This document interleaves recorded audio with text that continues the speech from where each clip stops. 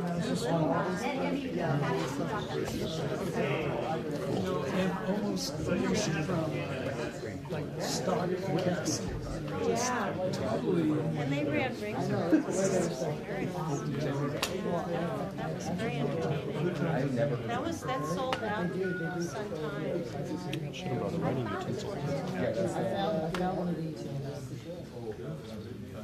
Okay, well, it's not an election event since we didn't start like 10 minutes late.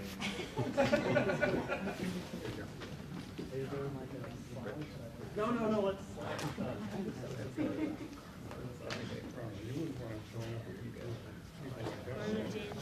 Mark Rudd. Who was that third guy? Mark Rudd. That's her. Names are coming back. Who was the other guy? I can't remember.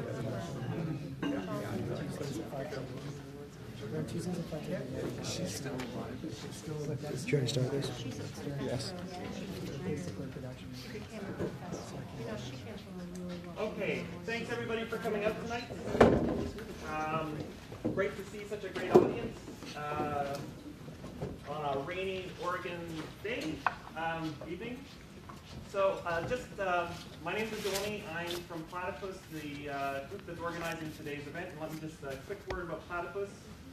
We were established in 2006, and the purpose of the organization is to sort of to focus on problems and tasks that have been inherited from the old 1930s left, the new 1960s left, and the post-political 1990s left, for the purposes of being able to found emancipatory politics for our moment. We do this through a couple of activities. One are a public forum like this on a variety of topics. We also have a free open submission broadsheet that we publish monthly, which has people from various parts of the left discussing various issues. And also reading groups and film screenings. And we're just about to start a new, we ran a reading groups in the fall. We're going to start a new one, Introduction to the History of Marxism. It's going to have films and a couple of readings. It starts next Tuesday at 5:30 here in the library.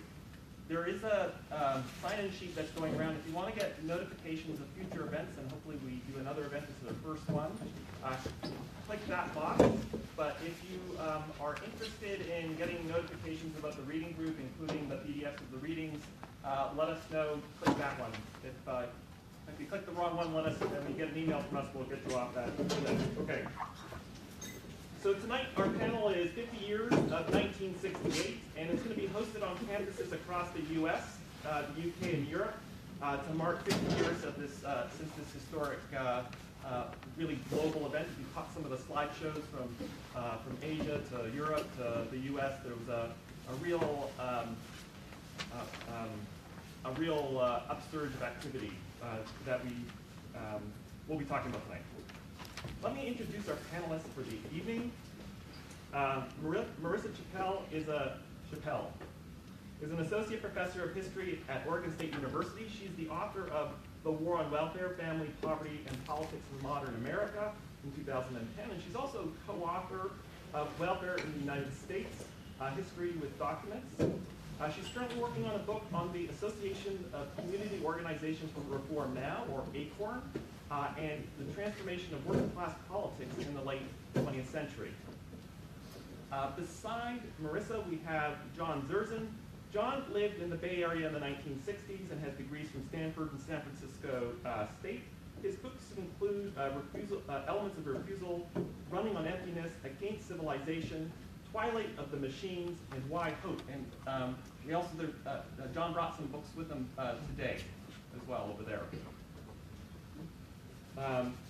He is also the editor of Black and Green Review and has done Anarchy Radio, which is a weekly anarchist talk show. You can actually call in. It's run in Eugene. You can call in and talk.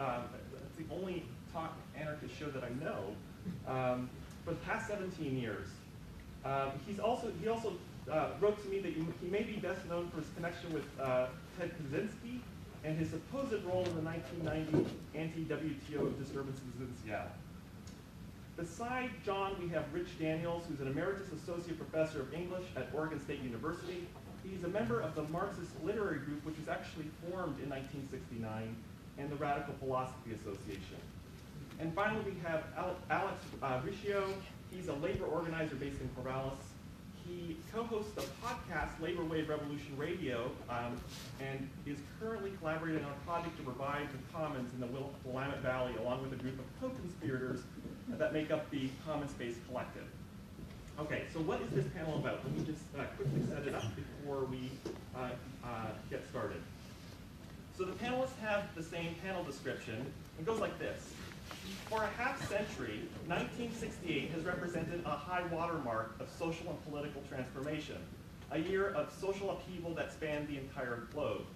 Ushered in by a new left that sought to distinguish itself from the old left that emerged in the 20s and 30s, the monumental events of 1968 set the tone for everything from protest politics to academic leftism.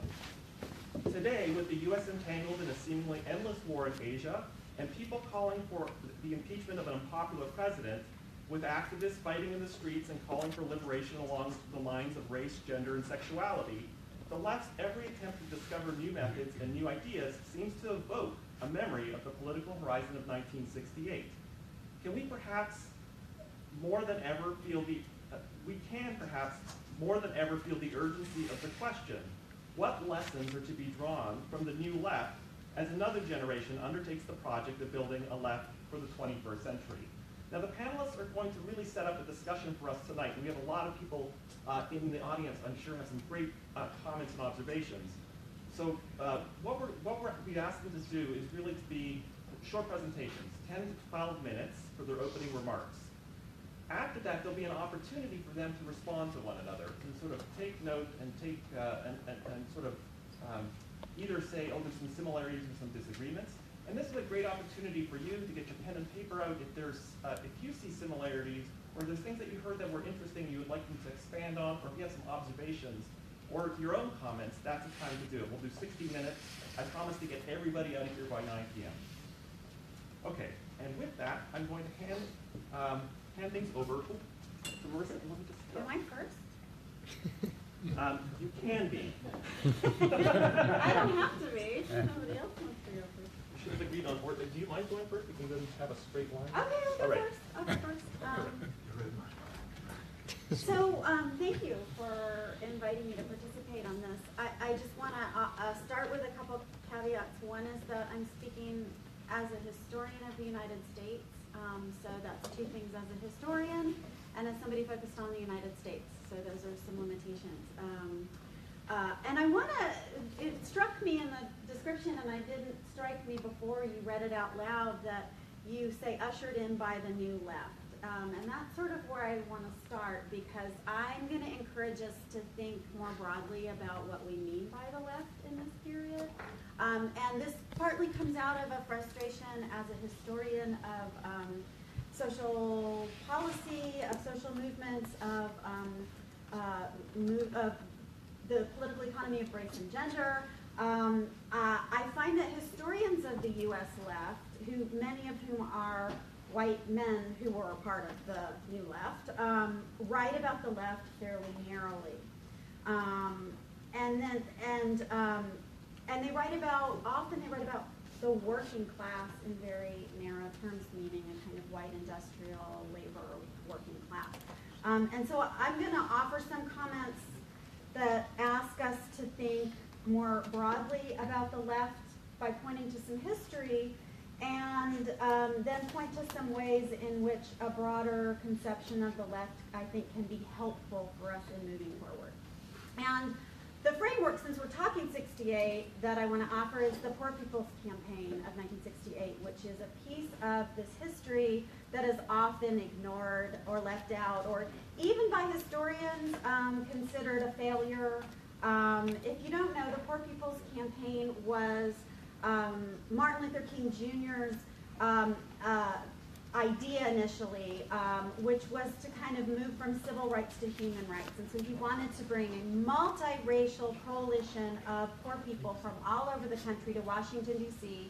for massive civil disobedience, with a series of demands, much in line with his idea of an economic Bill of Rights. The Poor People's Campaign, because it was multiracial, and because it was really focused on economic citizenship or social citizenship, I think is a good entree in thinking about the left in a more expansive way. Okay, so what historians have found in the last 15, 20 years, really led by historians who were very interested in looking at women in particular, is that there are broad grassroots campaigns of working class people of color, disproportionately women, in the 1960s to envision a more democratic and more equitable society. And this, there are a variety of these sorts of activities, tenants' rights organizations, especially by public housing residents, welfare rights organizations, domestic workers organizing, lots of that kind of thing. So in the 1960s and 70s then, much energy among people who were often sort of left out of the story, and the people who were left out of the New Deal state, of New Deal social citizenship. So they're left out of the New Deal state, and I'll talk about that in a minute, and also frustrated with liberals' efforts to ameliorate that marginalization. Okay, so who was left out and why? This is a history, probably most people know that in the 30s we have this broad and eclectic left that helps to create a governing crisis. As a result, we get the creation of a regulatory, moderately redistributive state, the New Deal state, a semi-welfare state, as Michael Katz has called it. That was a gendered and racialized state. So that was a state, the architects of the welfare state in the United States had what historian Alice Kessler Harris has called a gendered imagination, right? So their imagination was that ideally everyone would live in male breadwinner households and the men would have a job, and that women's poverty and children's poverty would be taken care of by men having jobs and social insurance. And so the safety net was rooted social rights and labor market participation, first of all.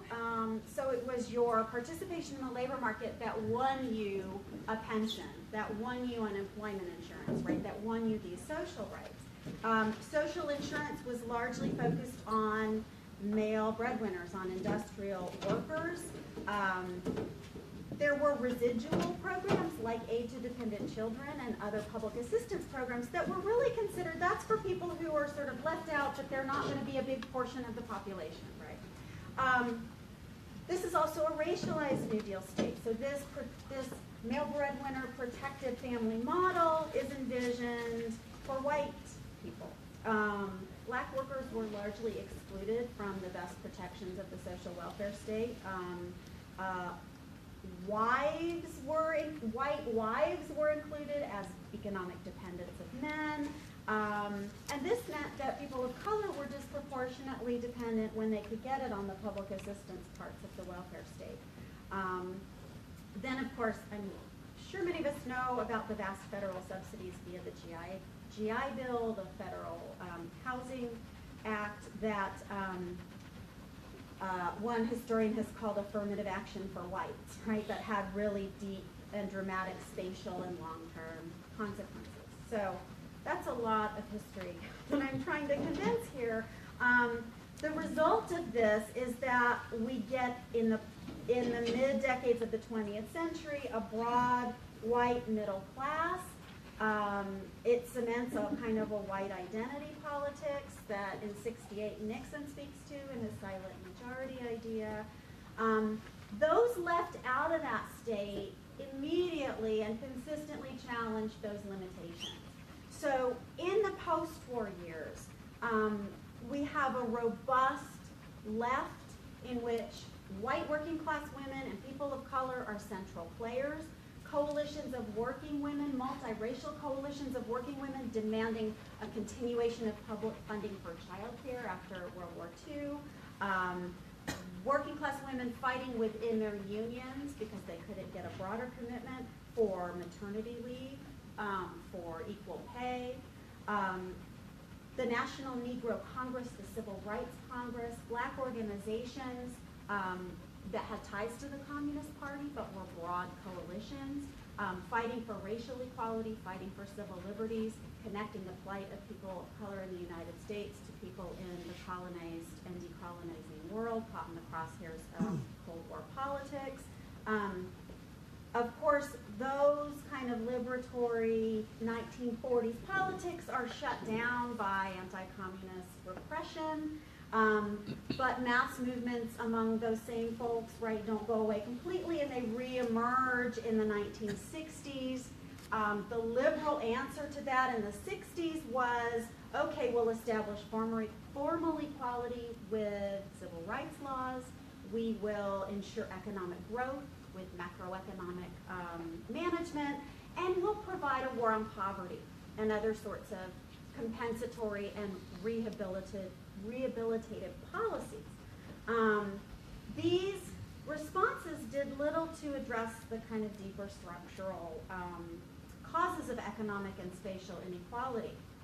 And so once again, working class people, often with working class women of color at the forefront, organized to challenge these limitations.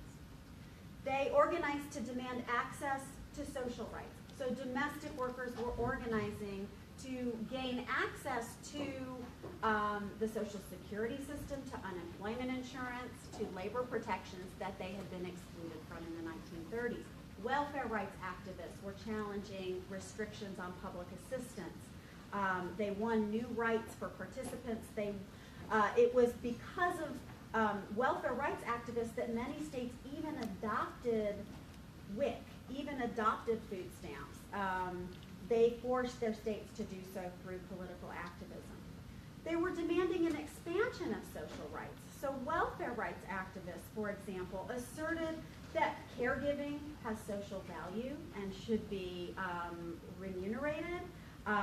They demanded sexual and reproductive autonomy. They argued very effectively that a class-based framework that did not attend to racial and gender politics was not adequate and was not going to provide the liberatory vision that they had in mind. Also, these activists, that's good, it's perfect. These activists also demanded an expansion of democracy. And they did this by insisting, for example, welfare rights and tenants' rights activists in public housing demanded a voice in designing and running the very programs that affected their lives. They often did administer these programs very, very effectively.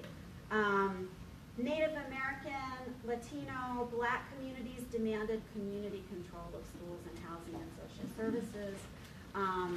So the success of these movements varied, always limited, but nonetheless, I don't think we should dismiss it, because not only were there real gains for many actual people and communities, but I think this provides some lessons for today. 3 quick lessons, I think, for thinking about this. I think that remembering this history as a central part of the history of the left demonstrates the capacity, imagination, and energy of marginalized people. Especially important as the traditional engine of social change, right, the white industrial working class, has shrunk dramatically, that the post-industrial working class of today is predominantly female, is predominantly people of color. Second, I think it's important because it challenges some false assumptions about the declining political success of the left and of the liberal agenda. Assumptions that blame identity politics for killing class politics, essentially. These politics I'm talking about show that claims for recognition are not in any way a distraction from some kind of pure class politics, but instead are necessary components of these demands for economic justice. And they provide models, I think, for integrating these claims. And I think the Movement for Black Lives platform is a great space to see how that can operate. Finally, I think that this allows us to think more carefully about the transformation of the Democratic Party and of liberalism in the last half century. I see some of these politics as a possible road not taken, that marginalized Americans engaged in electoral politics and saw that as a viable route to achieve economic justice. So that's all I have. That's wonderful. Thank you. John. Okay. Well, I would never be opposed to reform efforts. There's so much that's needed. There's so many things to be confronted. I've been more interested in what is a radical paradigm in terms of analysis and inspiration, always in hopes of another resurgence of the 60s. And we start out talking about the 60s to some degree. I was a union organizer. I've had some experience with reform efforts of different kinds. Let me just state a couple of things very briefly, and then maybe a very, very brief story of my movement of ideas since the 60s. First of all, I think that we know that every civilization heretofore has failed, has collapsed, and this one is heading for collapse. I think it's kind of hard to miss that. And I'm not going to go through a litany about the environmental catastrophe, which is already arriving, or the other side of the coin, the social, society, social existence. We see in this country ever greater pathology as that part of it is breaking down too in some ways. It still coheres, but when you have the mass shootings, the front page piece today in the New York Times about how chronic this is, how more and more frequent are these mass shootings. Nobody has anything to say about that, not on the left or the right, really.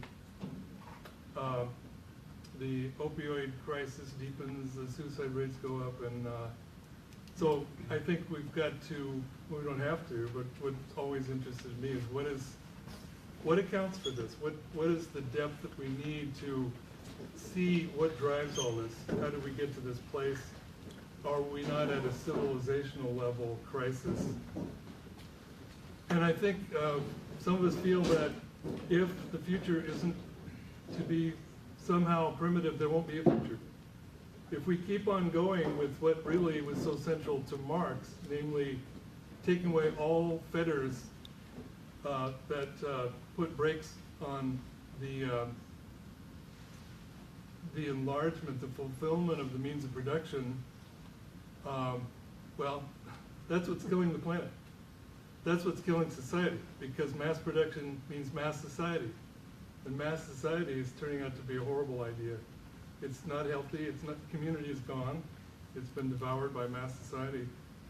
So I think that Marxist paradigm is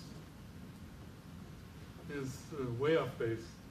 I'm actually anti-left. I want to make that clear. There's a lot of post-left anarchists and so on, which I think is kind of a phony, meaningless term. I think you've got to get past this. Now I'm just going to mention a few things from my background. I left Stanford in 1966, talking to Peter about this, moved to Haight-Ashbury, pretty exciting times, not to mention the LSD and other things. Ran out of money, got a job with the Department of Social Services, City and County of San Francisco, and got very involved in that for about 4 years. One of the first things that, I'll never forget this, one of the first things I witnessed there in the DSS and the welfare department, older guy named Donnelly, I remember his name, he was going to retire. This was a Friday, 5 o'clock, he was going to go off into the sunset with his pension. He was fired at 10 minutes to 5, so they didn't have to pay his fucking pension. And the union, Local 400, SEIU now is a sort of a liberal outfit, I guess now, but can't do nothing, sorry. I mean, so outrageous, even conservative people just practically thought they were hallucinating. So some of us formed our own union. We felt like we had no alternative. A very do-it-yourself, anarchistic, experimental union. Some people didn't want to call it a union because that wasn't a radical enough term. I always felt it was a union plus something else going on. And that was a really big experience, informative experience for me, not theory-wise, but the actual practice. Found out that the biggest enemy we had wasn't City Hall or other factors, other oppositional currents, but organized labor. They hated us. And it was a kind of a little disease that had to be quarantined. I remember we had a number of people, like young reporters from the Chronicle would come and say, "This is really interesting, I'm gonna write a big story." And we'd always look at each other, yeah, we're happy to talk to him. Nothing was ever published. San Francisco's a union town. Wasn't gonna be in the San Francisco Chronicle or really anywhere else, but regardless. But I started from there in grad school wanting to think about unionism and its disciplinary aspect, because this is the other part that Marx got wrong. When you heard people in the factories unify the working class, as he put it, you're not creating a revolutionary subject, you're domesticating people at an even more negative level. You're not liberating anyone, you're stopping. When people were, for example, hand-loom weavers spread around the countryside, they would riot whenever they felt like, but once you herd them into the factories and work them 14 hours a day, very little energy, very little time, that's the end of that. And it has been the end of that. The domestication just increases. It doesn't improve. But anyway, from there, thinking about the disciplinary role of unions in England, for example, the first industrialized country, the textile mills and all that, I began to think about technology in general. And this is not a bunch of original ideas on my part, but the question, you can pursue that. In other words, one thing leads to another. Maybe there's something about technology that contains the values and choices of the dominant society. We hear all the time, technology is not political, technology is just a tool, it all depends on how you use it, it's neutral. Well, none of that is true. Inherent in any technology, or any tool for that matter, and I make a big distinction between the two, you can see what the values of society are. And it's like the question of what is society. One of my favorite quotes, Mustafa Kayati, a Palestinian in the 60s, says, the university teaches everything about society except what it is. And some of my writings, by the way, about technology has just warmed over Heidegger. Well, I hadn't even read Heidegger at that point, not even close. But anyway, I know I don't have a lot of time, but to kind of cut to the chase a little bit here, I think what we're seeing now is the political is sort of disappearing. The political claims and promises in the West, starting more or less from the Enlightenment, they've all failed, and hardly anyone believes in them anymore. But what we're really seeing, to kind of telescope this, is it's technology that's making the claims and the promises. You see it everywhere. Well, we've got all these problems, yes we do, but we're going to solve them. We're going to beat everything. We're going to make the cities livable, get rid of cancer. Well, of course, it's the technology that's created the problems in general in the first place. We're not supposed to notice that. But we're in a different kind of a zone now because people don't believe the political hopes and dreams and lies, or what's turned out to be a very sorry story. It is, the more technology there is, it's not getting better, it's getting worse. How is that? People work more and more. Aren't we supposed to be free by technology? People are more isolated, lonely, apt to even go so far as these shootings. Well, I thought we're all connected now. We're all intimately connected around the world. Another incredible lie that's just completely false. So anyway, probably getting to the end of my time here, but yeah, technology plays a central role, and it has to do with, well, the other part of it for me is the discovery by chance in the 80s of anthropology. Never studied that whatsoever. That was a very radical thing for me, not just for me, but to realize that for 2 or 3 million years, we lived in community, band society. In the space of less than 10,000 years, we've destroyed all that. with civilization. All those things are gone. This was before the objectification of women. This was before organized violence. This was before unnatural population rise. Name a problem. And at the same time, we know, as I discovered to my amazement, this is a two-part thing, which is Orthodox Anthropology, or Anthropology 101. People a million years ago, Homo species a million years ago, had an intelligence roughly equal to ours. So it wasn't that they didn't know how to do all these awful things, apparently, because they could have. They could have started domesticating animals and plants and the rest of humans as well. And what was the other one? Well, anyway, if you put it in that context and realize that we are in a civilizational level crisis, I think there's something to be learned from that. Not that we are out to copy banned society. The world is totally different. The 7 billion people, as Noam Chomsky points out to us, want everybody to die. But the real question is, why are there 7 billion people? That's one of the basic questions. What drives this? It'll be 50 billion pretty soon if we keep pursuing this productionist thing that really started with Marx.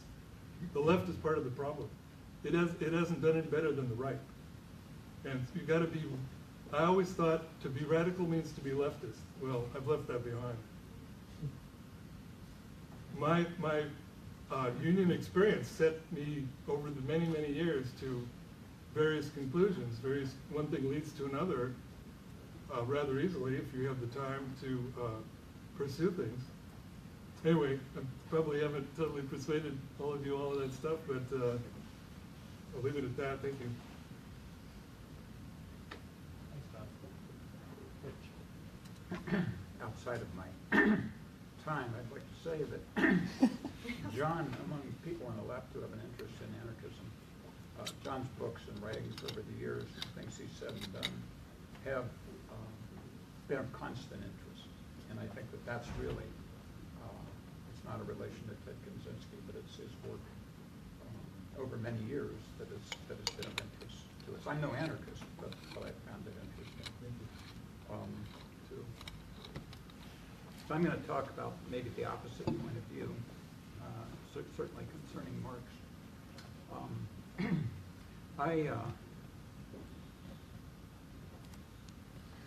I love political action, political organizing, and social protest, but for the past several years, I've been a full-time caregiver and haven't had time to do it. The urgent question of this panel, what lessons are to be drawn from the new left of the 1960s, as another generation today undertakes the project of building a left for the 21st century.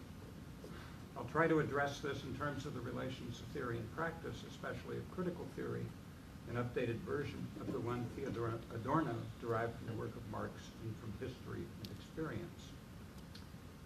It is not precisely the question I would ask myself, by the way. Please assume during my remarks that I have in mind major social movements of our time, like Black Lives Matter, the women's movement, struggles of students and workers against systematically imposed debt, among other things, the opposition to imperial wars and police actions, the struggles of Native Americans, and also of immigrants and refugees in much of the world. First, though, and my remarks are going to be fragmentary, so please forgive me. First, though, a few fragments of history from before 1968. The United States sponsored a plot to kill Patrice Lumumba, the first legally elected prime minister of the Democratic Republic of the Congo, was carried out on 17 January 1961, just over 57 years ago today, by a Belgian execution squad in cooperation with the CIA.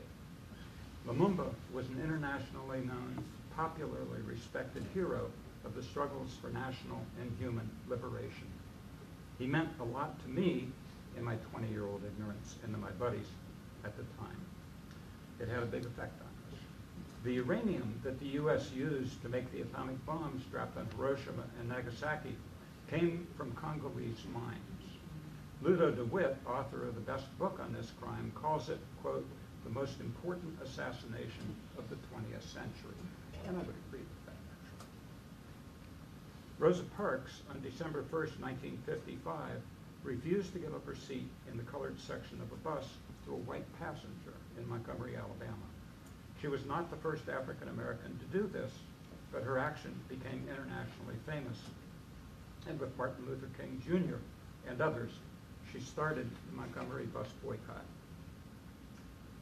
At the time, Parks was secretary, as the only woman, of the Montgomery chapter of the NAACP. The chapter president believed a woman's place was in the kitchen, but he made an exception for Rosa Parks because she was, as he said, so good at her job. She had recently attended the Highlander Folk School, a Tennessee center for training activists for workers' rights and racial equality. She and her husband, Carl, often attended meetings of the local chapter of the Communist Party. The movement we call the 60s was inspired from the start by the deeds and ideas of Black Africans and African Americans, including women, as they struggled for national liberation and civil rights. And they, in turn, found theoretical guidance from the international socialist left, broadly speaking, including the Communist Party, and from some labor union activists at the time. The movement was always international and dialectical, as the reference to Lumumba shows, or indicates, as it faced the problems of racism, sexism, workers' rights, and imperialism here and around the world. Just some comments, some brief comments on 1968. The Tet Offensive began in South Vietnam on 30th of January 1968 and invigorated the anti-war movement in the United States. By the way, Hitler became chancellor in Germany January 25th, 1933. The civil rights, anti-war, and student movements were at their peaks, struggling to find common ground with each other and organize labor. Martin Luther King Jr. was assassinated on 4 April in Memphis, helping organize and lead a garbage workers' strike. Robert F. Kennedy was assassinated on 5 June in LA as he campaigned for his party's nomination for the presidency. Republican and Democratic Party conventions in August of that year, both marked by police repression of protests in the streets, especially in Chicago by police riots against protesters. Richard Nixon won the presidency in the contest that saw the rise of George Wallace, the Southern segregationist, who won 13% of the national vote.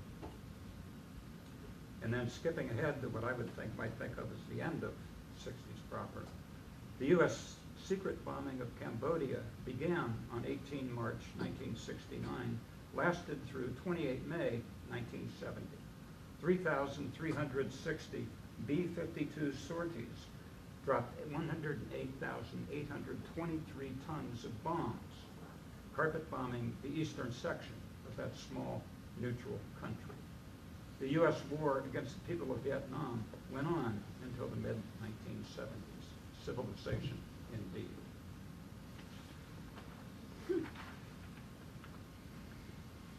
Another fragment. German critical theorist, philosopher, and social scientist Theodor Adorno used basic Marxian analysis in categories, for example, commodity form, commodity fetishism, capitalist mode of production, materialist dialectic, in his works to aid the fight against fascism wherever it occurs and to help guide social, student, and anti-war movements in resisting capitalism and its imperial wars. Ultimately, for the sake of forging a far better, more just world for all people everywhere, a world that fully recognizes human differences and in which no person would be hungry or lack any of the basic conditions of life, a world in which each human person could flourish and be free. And there is, after all, even now, enough in the world for everyone, every single person, to have enough. Only with this social transformation, Adorno believed, would human history actually begin and the prehistory of human beings cease. This utopian hope was the standard of his thought, which presents a great theoretical challenge. But like his Frankfurt School colleague and friend Herbert Marcuse, they were among the chief theorists of the 60s movements. He rejected the unmediated translation of theory into practice. In July 1969, Marcuse, who taught at the University of California, San Diego, wrote to Adorno in Frankfurt that we know, quote, we know, and the students know, that the situation is not a revolutionary one, not even a pre-revolutionary one. But the same situation is so terrible, so suffocating and demeaning, he wrote, that we must rebel against the capitalist system that engenders it. Marcuse also wrote to Adorno that, quote, the student movement today is desperately seeking a theory and a practice. It is searching for forms of organization that can correspond to and contradict late capitalist society. Later on, he writes that although a democracy offers certain freedoms and rights to many, its real content is the form of domination of late capitalism. The system is global, and it is its democracy which, with all its faults, also carries out, pays for, and arms neocolonial wars and neo-fascism, and at every turn obstructs human liberation. Human liberation was at every level and everywhere Marcuse's and Adorno's goal. With some changes of terms and emphasis, Adorno's and Marcuse's, especially Adorno's analysis, is still theoretically relevant, indeed I think necessary, in our historical moment. Faced by the complexities of the struggles for civil rights for all and for peace internationally, both in the 1960s and today, with obvious differences, and by the sectarianism and varying ideological schema that were then and are now problematic and often divisive for the left generally. The left must, I would argue, develop a critical solidarity to contest the destructive effects of global capitalism and U.S. military dominance, both here and around the world. A deep Marxian critique of capitalism, updated for our time, as in the work of Adorno, Frantz Fanon, David Harvey, and Nancy Fraser, among others, is necessary to help forge that critical solidarity and guide left praxis with all its differences, so that it might become socially transformative and eventually create a better world that can endure, even as we struggle with the immediate threats to our planet and humanity posed by climate change and nuclear weapons.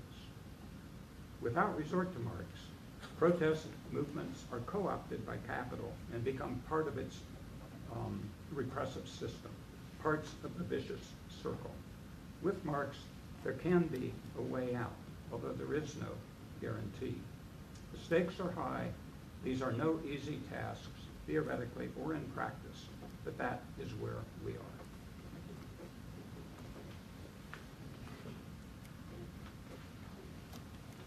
Sorry, reflecting. Can everybody hear me? I know that there's a lot of you over there, and I feel very far from you. I want to make sure I'm loud. Okay, so like Marissa, I want to acknowledge my position. I was not alive in 1968. So bear with me. Because of that, I'm not going to say that much specifically about 1968. I'm going to spend most of my time talking about revolutionary theory and what 1968 offers in advancing our notions of what we mean by revolution.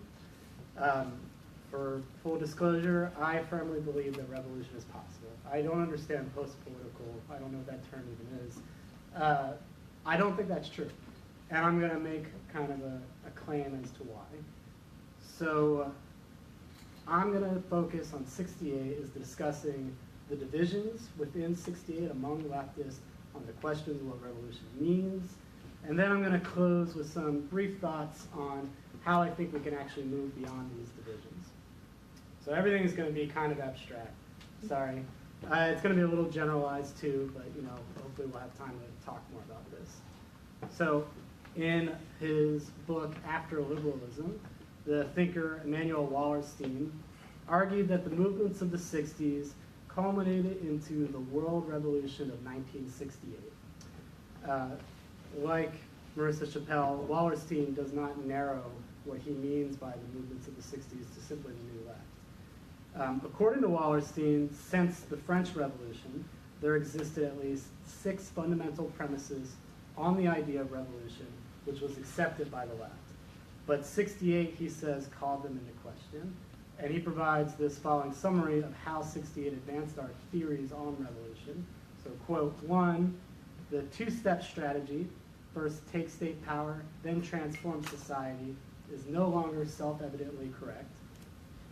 2, we can no longer assume that political activity is most effective if channeled through one party.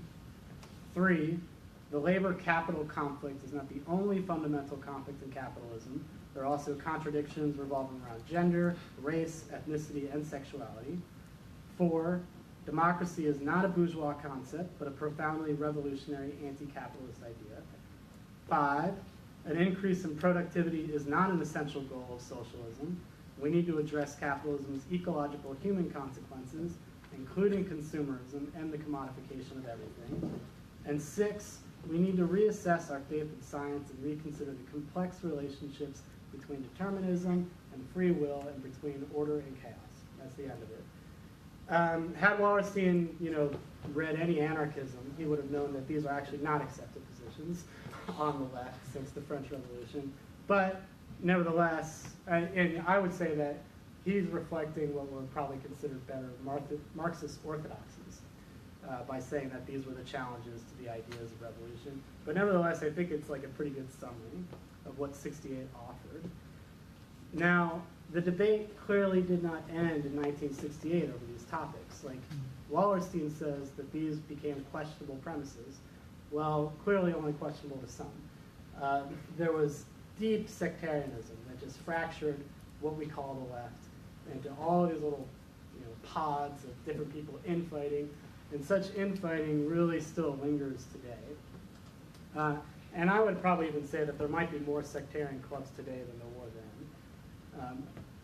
But though there are many divisions within the contemporary left on the topic of revolution, I think it's possible to really chalk up the debate between 2 broad camps on what revolution is and how to bring it about. And I think that the 2 camps are really superficially opposed to one another, and they're based on a false dichotomy.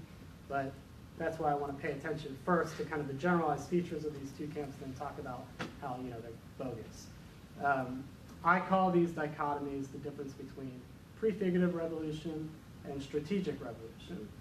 So both camps represent a strategy primarily built upon the question of how to transition out of capitalism, but the strategic camp consistently calls for a political strategy, while the prefigurative camp talks about prefiguring revolution in the here and now. And so really quickly, I'm going to say this. The strategic camp is statist, believes that revolution happens in a momentous event like the seizing of the state, and organizes through a party led by a vanguard where a centralization of power is seen as necessary. The prefigurative camp is anti-statist, believes revolutionary moments are a series of small or large-scale events which can change the entire culture, and organizes through horizontal leadership and is decentralized. And these are obviously big generalizations. But people believe that they're real. To push beyond this dichotomy, I think we need a different methodological approach to revolution, which takes seriously the need to connect theory with practice, like Marcuse talked about. I call this methodology, personally, the radical imagination. So as praxis, the radical imagination recognizes the following core premises. 1, that as Pierre Bourdieu writes, the social world is accumulated history. 2, the capitalist social order is not stable, but full of cracks, which enable possibilities and moments of what I call rupture. And 3, since there are cracks in the social order, this means there are possibilities which we can seize upon to bring about what I consider an intentional rupture, getting us closer to the revolution we want. What this means is that domination is not total. There are alternatives, and we must commit to exploring these possibilities. So the first premise here is really simply that history matters. It seems obvious, but power reproduces itself through the accumulation of history, but its power is not absolute, and our present reality is not a result of destiny. If we do a deep reading of our histories, what's revealed is the presence of what I call cracks and ruptures in systems of oppression from the very beginning of capitalism and long before. Because of this, I think we should shun all forms of deterministic thinking, particularly the technological determinism that John Zerzan speaks about that's so prevalent today. The logic of capitalism is often contradictory, and it's in these contradictions that cracks or open spaces are created. But the cracks are not just because of the internal contradictions in the system of capitalism. We, as human beings, and our social movements are the basis for forming new cracks and new possibilities in the system all the time. So think about it just for a second. Capitalism is constantly creating techniques of control and surveillance, always figuring out new complicated ways to dominate us. But what reason would capitalism have to be so non-static, so dynamic, if it wasn't for the fact that we're constantly rebelling against this system of oppression, that people, maybe it's even part of our human nature to resist. Fundamentally, what we understand is domination, exploitation, and forms of oppression. Capitalism is a counter-revolution.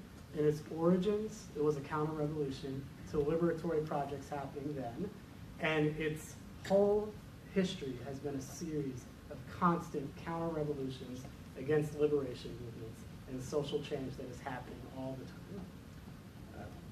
So we're always breaking out of these little boxes, and I think we need to take seriously that urge that we seem to have. These cracks also can and do result in what I call ruptures in the social order. These are momentous events such as uprisings or the Industrial Revolution, political breaks from monarchical power in 1968, and so on. So the ruptures in themselves are not necessarily positive developments. They can easily be terrible things like the so-called discovery of the Americas, which led to mass genocide, the transatlantic slave trade, and more. These are also ruptures because they completely change the circumstances of social life. But what capitalism gives us is the predictability not of the nature and form a rupture will take, but the given fact that ruptures will occur. What I suggest, though, is that by recognizing the system is full of cracks and using the radical imagination, we can bring about more intentional ruptures which lead toward positive outcomes, a revolution in essence. We need to take this seriously too because capitalism indeed will end. We are at collapse. I agree with that. But what replaces capitalism is up to us to determine. So that means, ruptures which bring about capitalism based on its own internal contradictions could easily destroy the system. But that could result in swings to negative developments like fascism, which we are seeing the reemergence of today, or other forms of collapse that just lead to mass death and social death. And these are obviously not the kinds of ruptures that we want. So we have to expect that negative ruptures will undoubtedly occur, but we need to be actively claiming the possibilities available to us today so that we can form more intentional ruptures in capitalism. So I'm going to try to speed up a little here, sorry. The radical imagination can also be used to dislodge orthodox views on the role of the state, vanguardism, and the significance of democracy. Really quickly, what I'm going to say is that the state can't be seized or ignored.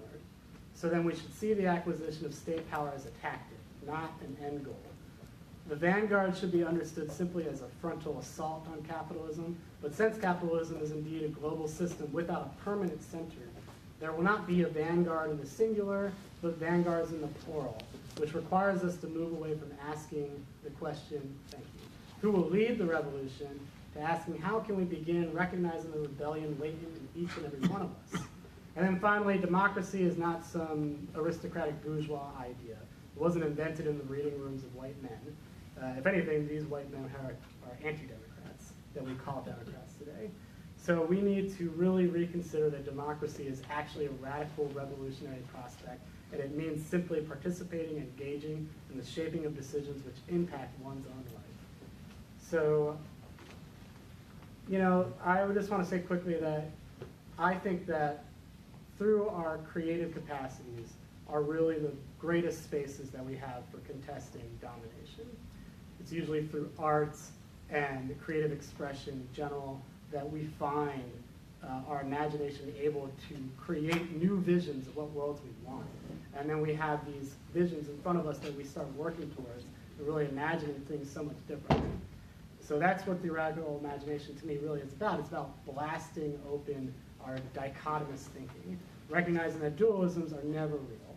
They're always social constructs that we create for ourselves, and that we need to stop falling into those tracks, ground ourselves, and allow our creative energies to really fuel our social change movements. And on that note, I want to talk about the fact that Monday, the late Ursula Le Guin passed away. And she is somebody who has stimulated my own radical imagination at length. So I feel it's appropriate to close with a collection of her words. And I also want to acknowledge my mentor in the room who introduced me to her work, Tony Votes. I know it's weird to talk so frankly about revolution in what feels like very apocalyptic times, but Ursula Le Guin has given us reason to believe in possibilities in the darkest times. She writes, quote, "To me, the important thing is not to offer any specific hope of betterment, but by offering an imagined but persuasive alternative reality to dislodge my mind from the lazy, timorous habit of thinking that the way we live now is the only way people can live. It is that inertia that allows the institutions of injustice to continue unquestioned. We will not know our own injustice if we cannot imagine justice. We will not be free if we do not imagine freedom. We cannot demand that anyone try to attain justice and freedom who has not had a chance to imagine them as attainable. The exercise of the imagination is dangerous to those who profit from the way things are because it has the power to show that the way things are is not permanent, not universal, and not necessary. We live in capitalism. Its power seems inescapable, but so too did the divine right of kings. Any human power can be resisted and changed by human beings." Thanks. Thank you very much. A round of applause for our panelists.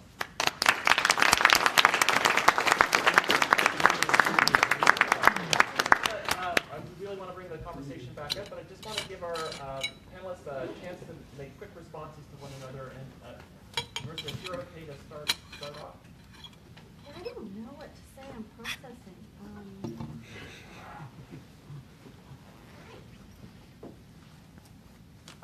If somebody wants to jump in, we can also do it that way. Please. Well, I wonder with the, it seems strange in 2018 to hear this kind of language, to tell you the truth. I consider the left just dead. This language is just so antiquated. So what would be the difference if you have a socialist regime over a capitalist regime? I'm very anti-capitalist, if you didn't know that, but Sure. almost nothing would be different, okay? You could, I mean, that would kick off a whole discussion, but, you know, some of us don't want to have a theory of how to run the world or how to run mass society or how to run the factories, because all of those things constitute the problem. They're not the subject of how do we better manage them, in my opinion. Am I supposed to respond to that? Begin, Mike. So I agree. It's probably strange to speak so frankly about revolution. I also think it's a little antiquated to talk about socialism in this way, because this is like this weird old left dogma about what socialism is. It's all production. It's all the working classes, like the steel workers. It's all nonsense. And actually, I read Marx fundamentally differently. So I consider myself an anarchist, but I learn a lot from Marx. And when I look at Marx, I think a lot about his views on alienation, what it means to be human. He talked about production specifically in creative terms. He said that human capacity is about our creative energies. The ways that we express ourselves as human beings is through the work that we choose to do. That doesn't mean necessarily that we have to be like producing and steel working and like destroying the environment. What Marx said famously is that it would be great to like wake up in the morning, go fishing, do some hunting, philosophize after dinner, and then make some art. I mean, it was all about the flow of creativity. So I don't think when I read it, I don't read production as the production of explicitly commodities and things like that. I see production as a term that means the materialization of our creative energies, which can mean all sorts of things. It's a much more dynamic view of socialism or what anarchism could mean too, as opposed to capitalism. So that's one thing. I think also what clearly would be different is the levels of equality that we would experience. I mean, sure, like there's definitely versions of socialism that I would find, unappealing. And there's definitely certain dogmas that have run through the socialist tradition that I don't want. And the planning of it as well is, I think it can be very tyrannical. But nevertheless, capitalism guarantees inequality, guarantees social oppressions, and these are things that I do think, even in the worst conceptions of socialism, there's at least a minimization of these things. I don't consider things like Stalinism any form of socialism. I go back to people in the 19th century that were talking about themselves as socialists, and I don't see any of those ideas present in that. I think a lot of what we talk about in your language is actually perversion of socialist ideas. Could I, Sure. could I sneak in a quick? Question, yes. Well, the quote from Marx about fishing in the morning and doing something in the afternoon, if you read your Marx, he explicitly repudiated that. Originally, he was against division of labor, and that's a very profound indictment, and it's so valid. But as he became more in love with industrialism, he dropped that. There's Adorno points this out in Negative Dialectic. So you can say, well, production can be this or that, or industrialization can be this or that.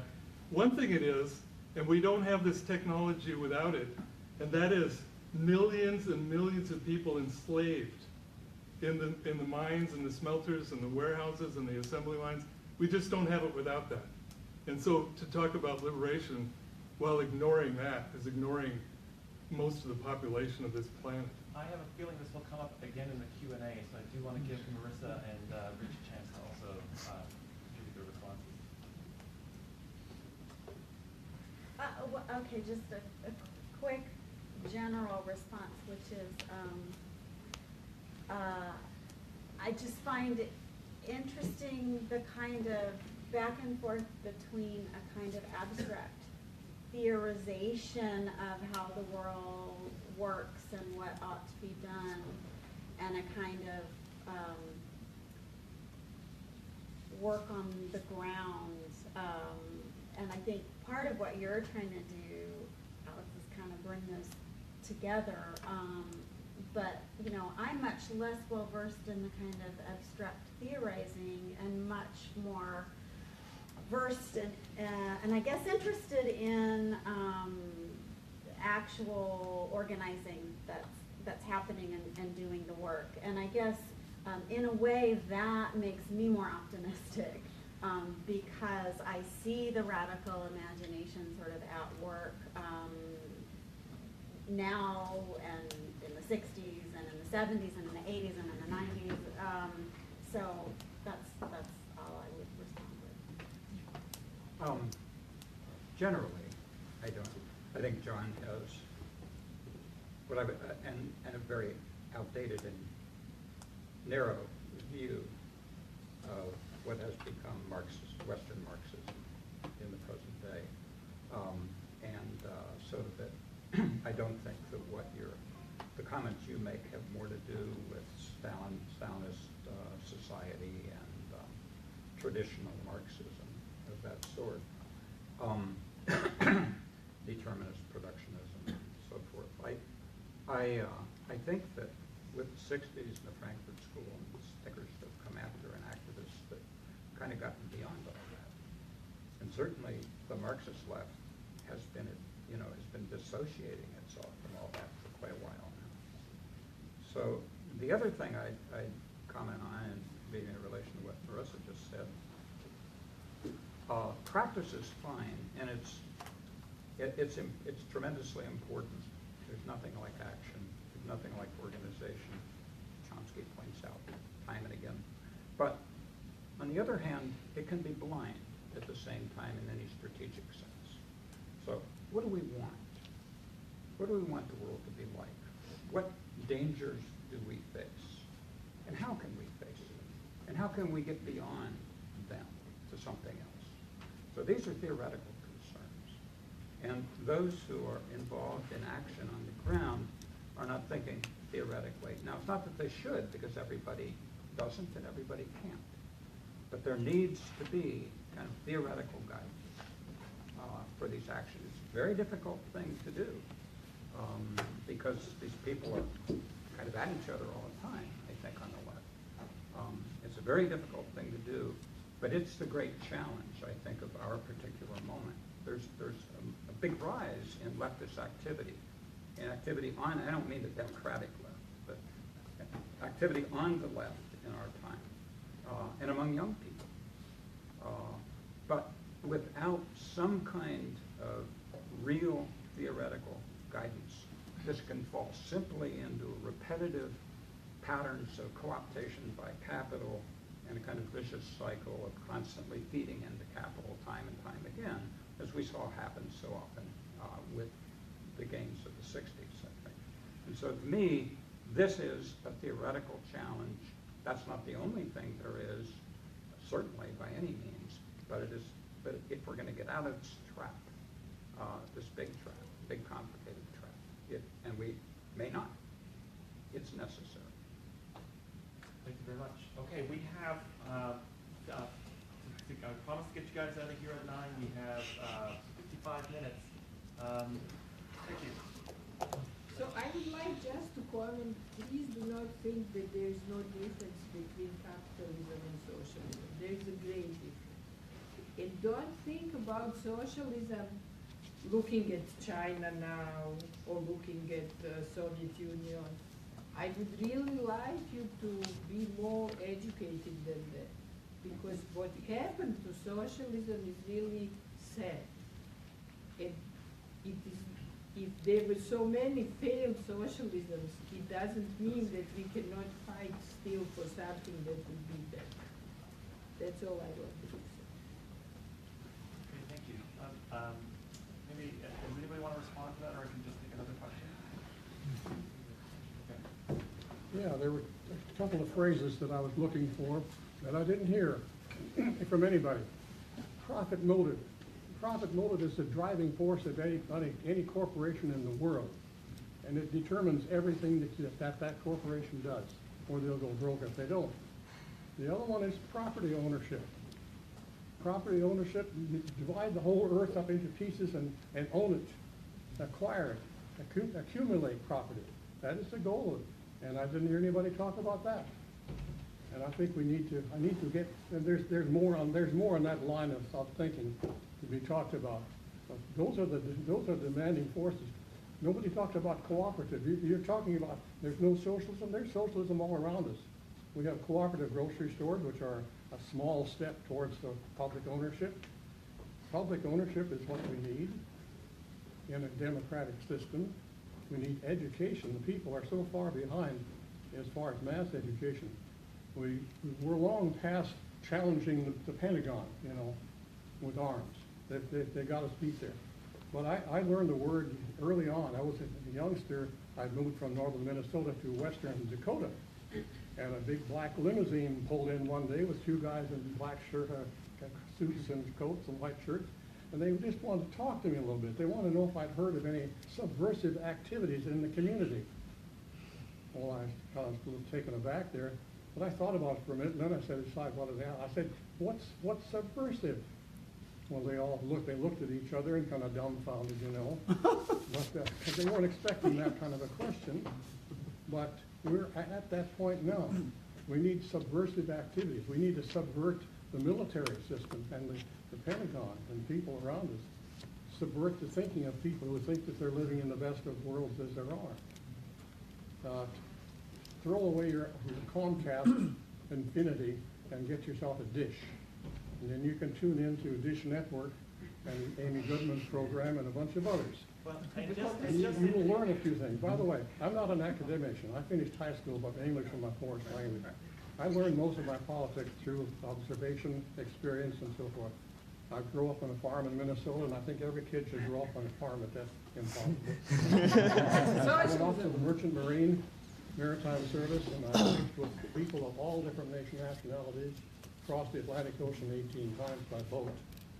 And experience is the best teacher. Well, I'll and- take and just- experience over academia And any just- day. and Sorry just about in it. and just in defense of the panelists, we didn't ask them to address the questions that I you did. I said, I'm why sure don't you they have those, why don't you talk about profit motive and cooperation? Well, we I'll say something. I'm against profit motive and I like cooperation. Yeah? And we can definitely have those conversations anytime. okay, in the front.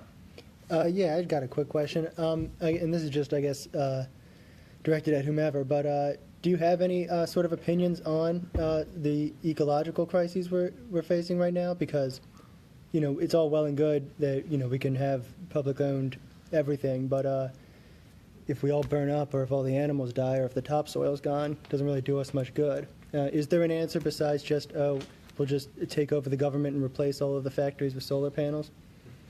That's not an answer, obviously. I mean, it is following Harry Magdoff a little bit on this. It's one of the very great challenges of our time, and there are ways in which it supersedes any other question except that of nuclear weapons. Climate change and nuclear weapons present the two great existential threats, immediate existential threats of our time. And all the rest could just go bluey. I mean, as we realize that the Trump administration has made more public the desire to use nuclear weapons. Not that the Obama administration was innocent of it. But, and climate change is a huge problem. Now, can we address it in ordinary categorical ways by talking about theory and practice, or this kind of social organization or that kind, or lack of social organization? I don't think so. Unless one simply doesn't care. I think indifference but the way to address those two is simply to do what one can to recognize and know about what's wrong and to work against it. And I would say, as I did at the end of my paper, to do that at the same time we're trying to do working for these other things. But those are great existential threats, no doubt about it. Yes, please. Well, it's pretty obvious that the left has an absolutely horrible record in terms of the natural world. Today we see who's leading the struggles against these giant dam projects, giant mining projects, all these, it's indigenous people. And now we see this kind of sorry effort to greenwash Marxism. That's ridiculous. There's a selective memory going on here. The model is what it is, which is the progressivist view of history, more and more development.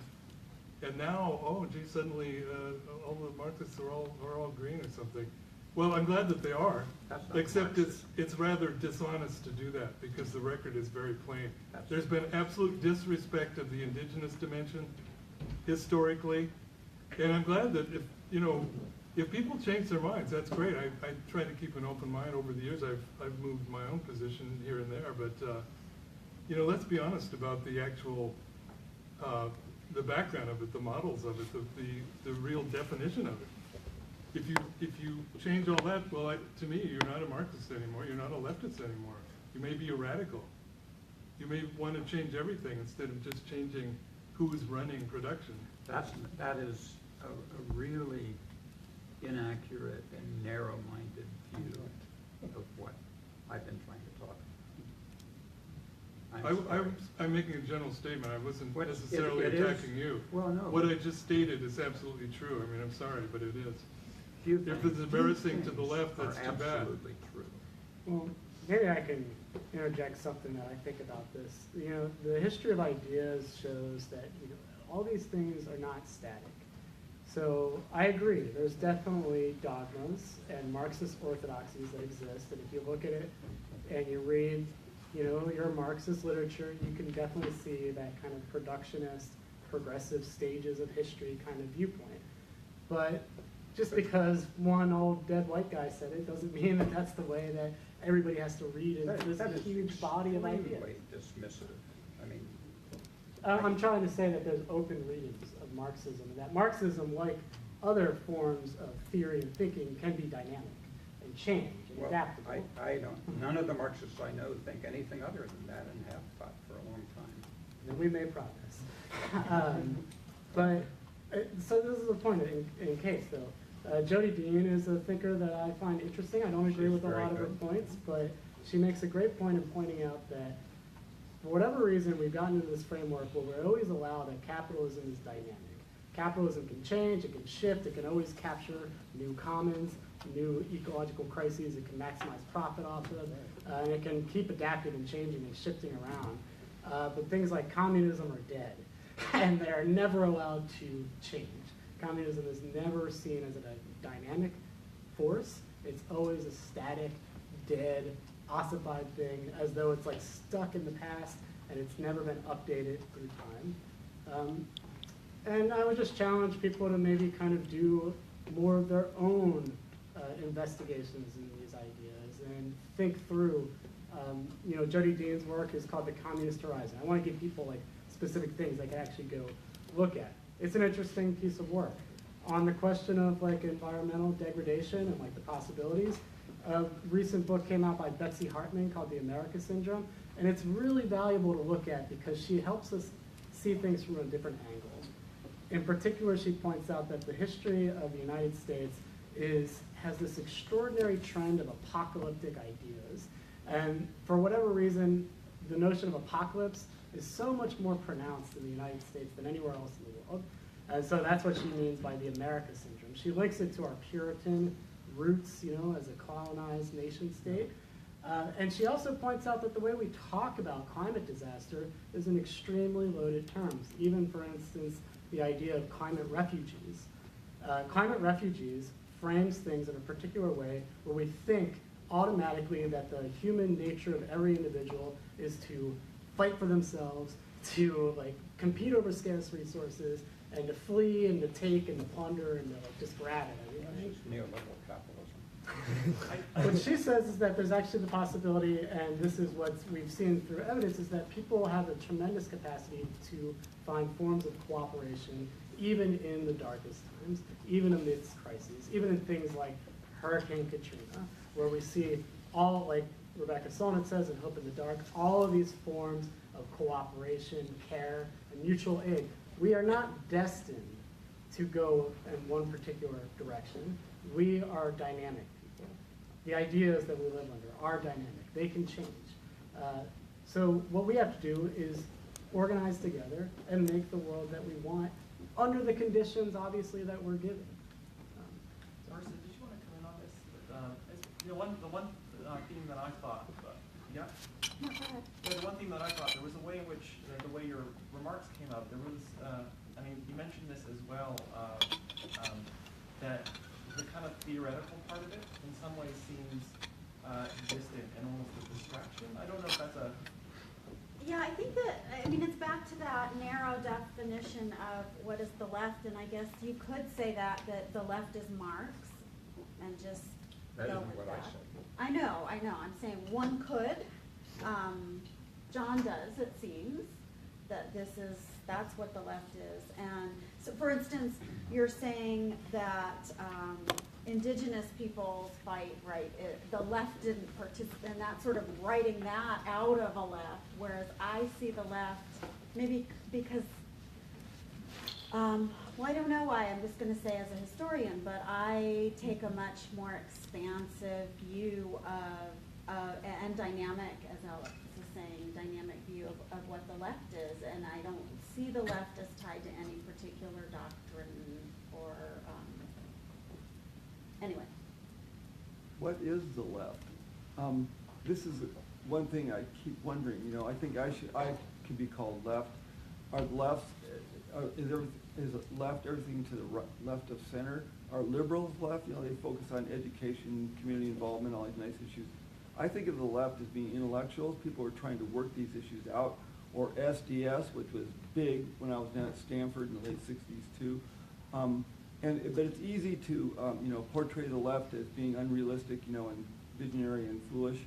But what I like, the thing that comes out of this to me is overarching and underpinning issue of the environment, which will be the face of the future. John is talking about this. All these other things are legitimate attempts to work out human society, to make industrialization human, you know, and give rights to people. But unless, and this, I was taught this in Economics 101 by ex-mayor Charles Vars here, is that the richness and the, you know, the success of society is directly related to its natural resources. If they're there, we got a big chance. If they're not, forget it, baby. And this is number one. And I think the biggest enduring legacy of the 60s, which I could come at, and it's very small, but it's like taking that environmental ethic and taking it home, taking it to our own backyard, trying to do organic gardening, getting healthy food into people, you know, environmental protection, et cetera. But, you know, economics is bundled in within the environment. You know, the guy that said the economy is a wholly owned subsidiary of the environment. It's all going to work out like that. And I think the face of the future is, you can see it in the movie Beasts of the Southern Wild. Has anybody seen that? It's like people in the bathtub of Louisiana who build their houses 12 feet up because they're going to be flooded. And that's like what's going to happen in the future. I mean, not exactly flooded, but, you know, there'll be environmental stresses, you know, water, you know, you see this, the Southeast seems to be the convergence of the worst of the ecological crises in the world, you know, and we're going to have to deal with that. All this stuff is going to be blown aside like the flood, like the tsunami that went into Indonesia, and the shock that people have to deal with. And so the future, you know, it's going to be blue, it's going to be green, but, you know, that's something maybe more dispersed. We have to try to work out these other things. Democracy, equality, respect. These are things, concepts that came through, that flow through all these issues of the 60s and 70s. And one thing that happened that I like that you talked about are community organizations, where before, in my parents' generation, there was nothing. My mom, you know, she started registering voters in our Northwest Corvallis neighborhood, and she was Republican. She said she registered more Democrats, you know. And then I made them Democratic. I just gave them Christian Science Monitor, and they started learning about the world. And you go, forget this crap. I'm not a Republican. That's just, you know, making the world safe for corrupt, you know, and mean people. And so the humanity, you know, and the cultural things, I think, are still driving forward. Now we have a marijuana industry. Man, don't underestimate that. That's economic dollars circling around right in our own community. Yeah, okay. The one thing I did want to bring up that is connected is John had a really good observation, I thought, where he said the political is disappearing. So you were talking about how there would be kind of civic organizations, there would have been, and there is a way in which people might say, you know, something like a political party doesn't really have the structure that it used to. It's pretty, you know, atomized. People don't have these connections. And I was kind of wondering, Marissa, with your comments, and also thinking about Alex's, about the extent to which the way in which people organize has really fundamentally shifted. Because the way that what John makes sense, there is a way in which the kind of connections between people has transformed. It's not the same kind of organization of people. And I wondered on that point, how you thought about the social movements of the 60s and the way in which they would have to be organized in a different way in the present because of the way in which these things have disintegrated or changed. Let's just use the word transform. A short quote from another Hollywood radical, Danny Glover. You all know him. He said he's talking about the environmental destruction, the whole economic. We do need to have a panel on the environment for sure. I can see that. Well, but today, listen to what he said. The answer to your question is also in the question, because if we had a more democratic organization where people were respected and participated and recognized and their capacities utilized, then we could transform some of these groups like the Democratic Party. Yeah. And it is happening. Let's go on. Go ahead.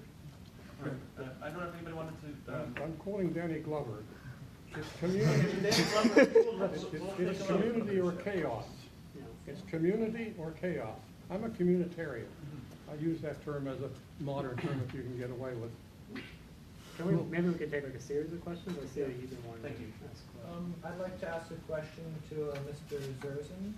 You were discussing, you posited that a person who is working in a factory cannot be happy under socialism or capitalism. I don't really mean to like attack anarcho-primitivism or anything, but don't you think that there's some potential for a human being to have a day of work and go home fulfilled at the end of the day? That's a good question. I don't know who, I don't even know how you measure happiness, but I think none of us, this is a quote I often think of in terms of, and this is not, I'm not directing this at you, only obliquely. The people that want to preserve all the technology, and I don't think I'm exactly a technological determinist, would be routinely attacked by somebody on the left. Well, that's madness. We need all this. Who would want to get rid of all this? And he said, is there anyone in this room who'd like to go down in the mines? Never happened. None of us are going to do that. We're nice, white, middle class, theorists, or whatever we are. But somebody's got to do it. So then the onus is on those people to consign all these people.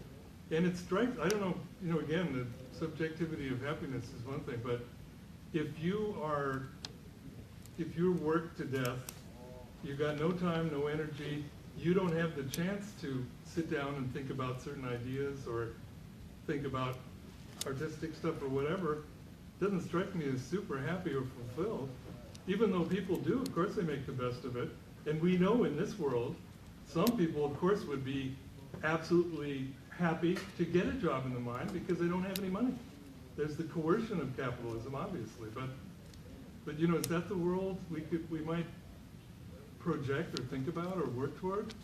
Understanding where it does come from and what is needed to keep it going so you can move your finger and the lights go on? There's a hell of a cost to that. And sometimes we forget that. May I ask a follow-up question, or should I? That's fine. And then we'll get you started. I apologize for harping on the same topic, but like, I grew up in a working class family. My father was a carpenter for most of his life, and he spent years working in the negative 30-degree Wyoming winters, but he would tell me that he was fulfilled because he was providing his family with life and sustenance. And I guess when we talk about primitive societies, people are still going through hardships like that, maybe different, hunting, fishing, gathering, whatever painful existence they have to. But don't you think that they can gain some sort of satisfaction in that way? Oh yeah, I think your point is well taken. It's, of course, we don't survive without, finding satisfaction, meaning in what we do with our lifetime. I don't have any problem with that. I did not mean that they're mindless slaves or something. I mean, but there are people that have to do those things for the benefit of other people, like most all of us. You know what I mean? So that we can have these debates or whatever. I mean, that doesn't strike me as the perfect world. If you're thinking about what it takes to reproduce this world, and I think people in the left, they like mass society. Almost never will they come to that. I've tried to pin them down, and you're putting words in my mouth. No, I'm not. Platypus is a Marxist organization. That's mass society. That's mass production. That's the whole ball game. And I think civilization is a question too, which doesn't ever occur to Marxists, I guess. Anyway, I'm going off the subject. I actually sorry. brought it up in my talk. Sorry for that. It'd be great if people have questions on 68 and 50 years since it. It'd be great. Right. I guess they're not going to be questions, but I have some observations. Because 1968 was an important year for me. It was the first year I could vote. You had to be 21 in those days. And I was,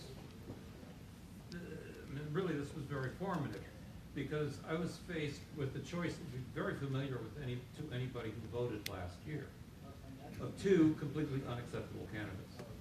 I wasn't going to vote for either one of them. And I voted for a pig. This is literal.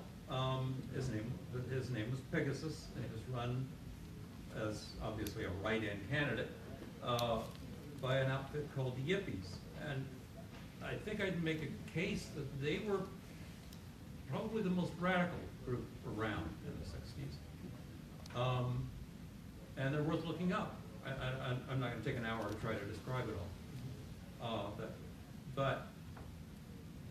my point is that anytime you lock yourself into only two choices, and I'm a third party activist, then, and I hear that,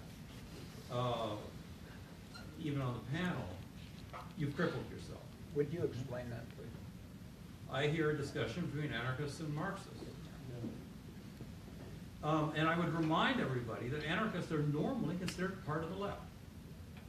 And that there's something, and there's just a factual point I want to remind Mr. Zerzan of. Some very recent archaeology. Archaeologists occasionally dig up the remains of massacres. One of them was in Africa, they found fairly recently, was in Africa. These people were hunter-gatherers. They were living at the band level of technology. And they found what appeared to be an entire band of people who had been killed and thrown into the lake, including a pregnant woman whose hands were tied behind her back, where she was thrown in the lake. Nobody knows who did it. It was another band. But people don't stop being people just because they're living a primitive life. Well, the one thing that I thought, I mean, we could bring that up, and I think that's sociology and anthropology and the left would be a great panel. But the one thing that you did raise is this issue of like the possibilities of a new political party in the 60s. Like it seems that, was that, for the panelists, was that a possibility, or was that always, you talk to people of that era, and some of them will say things like, we could have come out a lot better than we did. We could have had, we didn't have to go through Reagan. And I'd like to hear how you feel about the possibilities of the 60s. Were they overinflated? Was it a time that real change could have happened? And if not, why not? Well, I think that the 70s were actually a much more political and politically creative time than people ever talk about. I mean, we had the beginnings of the, well, they're also murderous times too. But in Oquiche province in Guatemala, the CIA and retired Israeli military officers were training the Guatemalan army to slaughter tens of thousands of Indians in order to control the population. And there in this country became a movement against that. I was part of it. And this carried into the Nicaraguan Revolution and the movement to work in support of revolutionary movements in El Salvador, for instance, as well as Guatemala in the early 80s. And so there are real continuities. I don't think the 70s were an empty time at all. There was also, the early 70s, there was a lot of leftist labor activism going on. I mean, there was a lot of potential, and I guess as a historian, I never want to think deterministically, like that you try to look at what choices were available, right? I'm writing a book right now on Acorn, right, which started in 1970. It comes out of the welfare rights movement. It's this notion that we can organize, they called it low and moderate, they didn't use working class, which is a whole other interesting, right?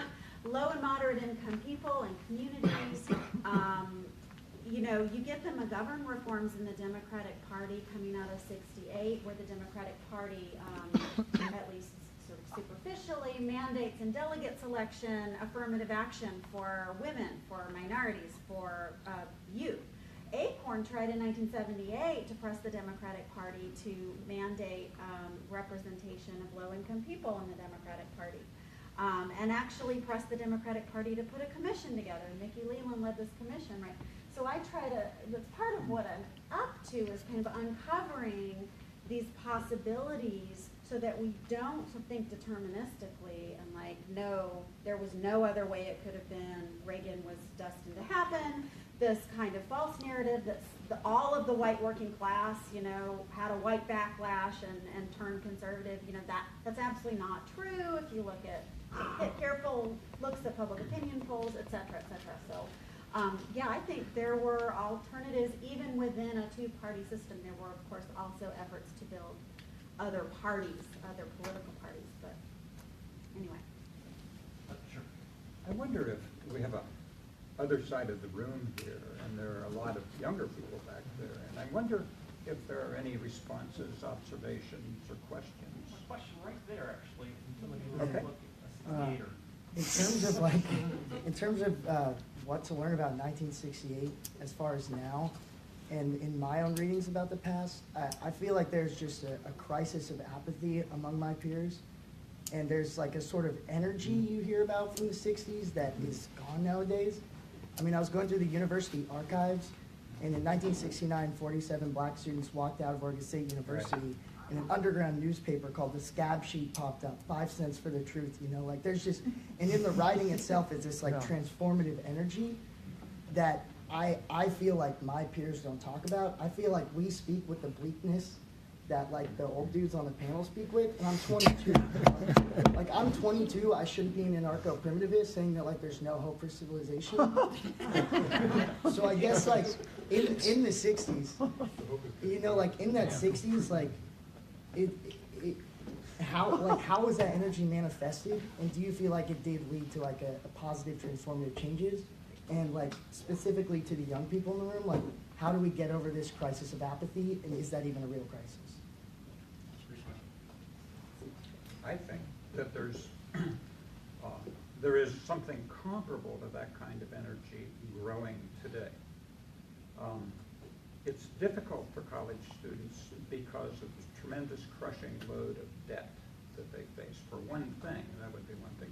In the 60s, there was no college debt.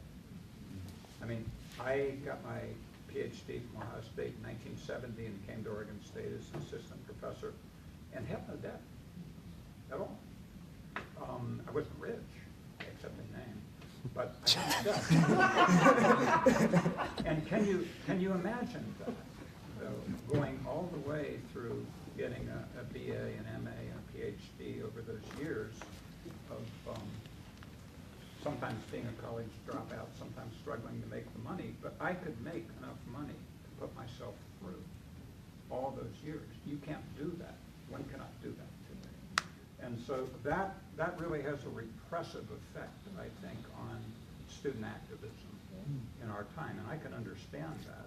I've lived close enough economically to the nub myself to understand that very well. There may be other things too, but I'm very hopeful about young people today, and about the Black Lives Matter movement, and about the women's movement.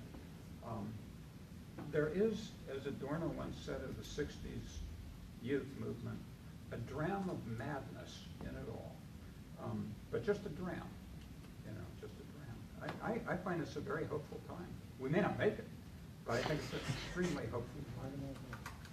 I want to respond maybe a little more with my own personal experience as a student organizer. So currently I'm a labor organizer for a graduate employee union, so I still am very much embedded in university life and see that on a daily basis. But I also finished my undergraduate here and my graduate program. And when I came here, there looked to me to be no political organizing going on amongst students at all. Apathy was all I could see. All I could go to at best were like meetings with a bunch of old retired white dudes, right? This was like the community I found. But, you know, what I want to say is like find community, find the people, start having these conversations.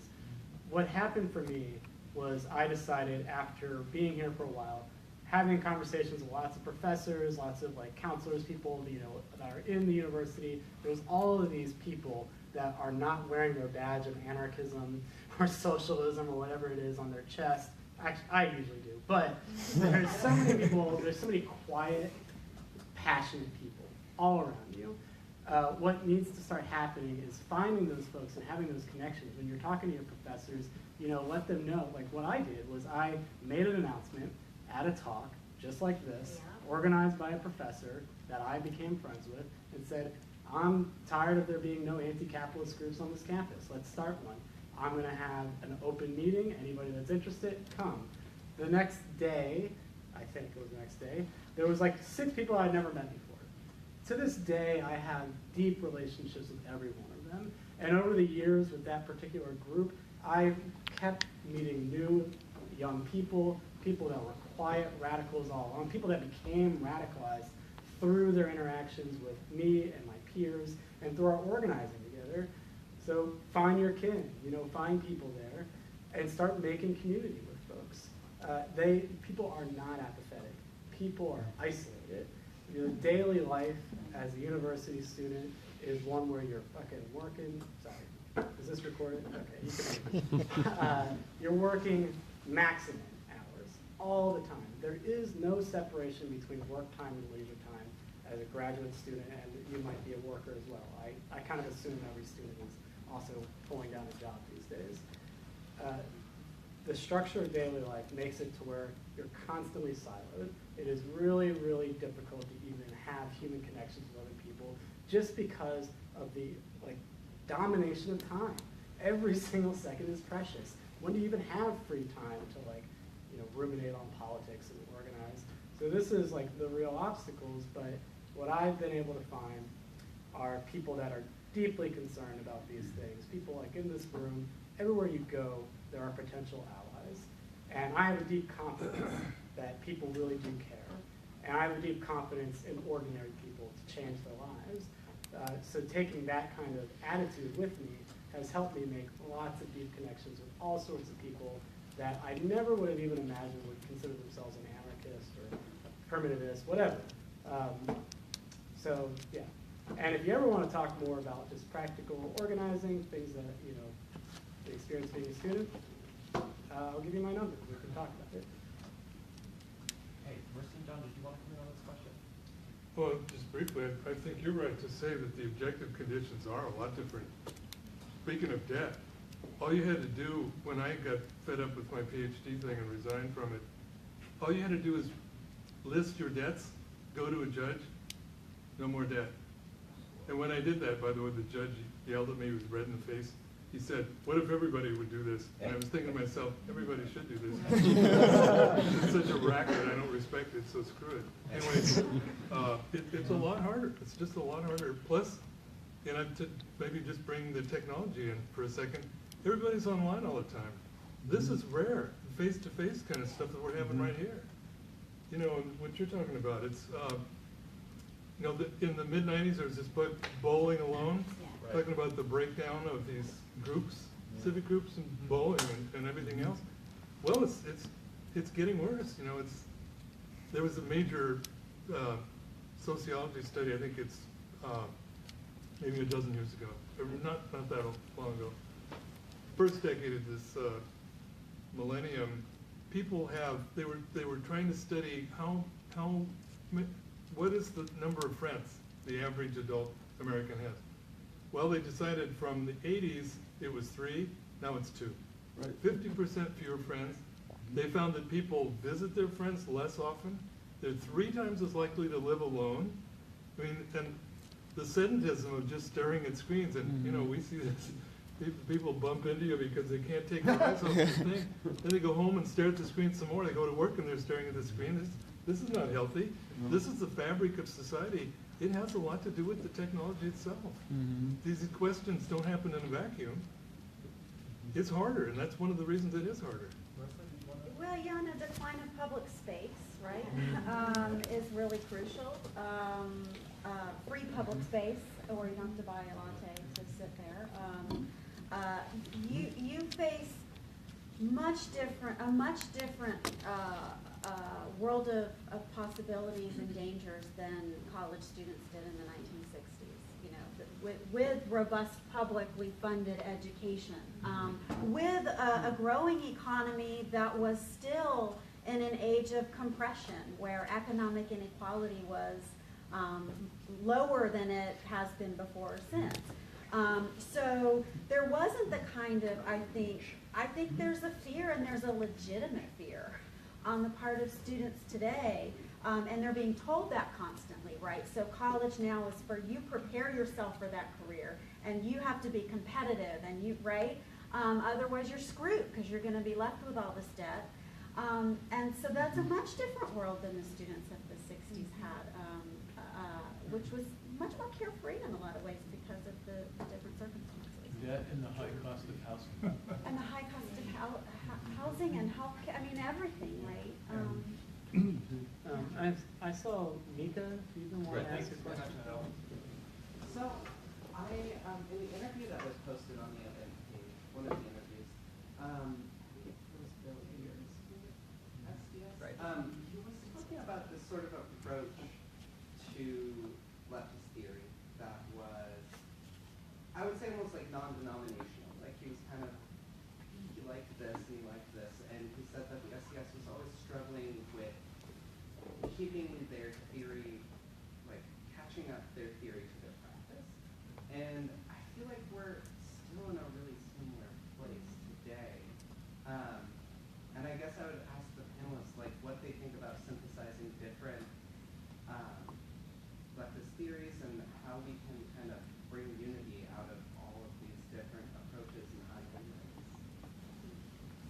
That's a good question. And it is not a question that can be answered simply or in a very short compass. But I tried to address some of that in my talk from my own perspective. And Adorno, for instance, believes that any unifying approach that could unite, to some degree, unite the left for purposes of action, and it would have to be a critical kind of solidarity, of course, has to respect human differences right down the line. And that's a tall order, but that's the order we face, I think, if we want a kind of theoretical backing that can guide us ahead to what we want, then differences have to be absolutely respected of all kinds. I mean, indigenous peoples, women, all kinds of things. And this is not an easy thing, not an easy thing to do for anyone concerned. But the job of those who think and write theoretically, it seems to me, would be to somehow formulate approaches like this. Because an eclectic kind of theory, grabbing this from there and this from there, is just not going to do the job. If that's the job we want to do, a transformation of society into a better and more just world for all people in the world. Well, I think it shows the need for some kind of analysis, call it theory or what have you. But you read these weather memoirs, there's quite a bunch of them. They were, what's missing is that they were Marxist-Leninists.